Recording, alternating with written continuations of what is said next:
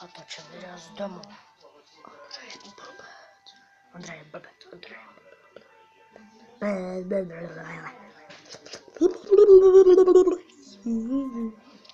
Do koupelny.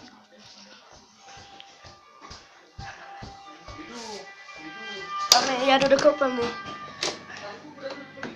Jo. Lepší. To je tam v koupelně, takhle. A takhle vypadám. To je divný, že jo. Jsem v koupelně a budeme se stěhovat někam jinam na náměstí Míru, kde máme školu. Takže se tam můžete jít kouknout, kdo mi náštěvno. Až mi dáte like, natočím nové video. Jestli chcete, tak ahoj. A tohle bylo všechno. Příště možná budu točit. Potřebuji snad 4 lajky. A ne žádný disliky. Čau.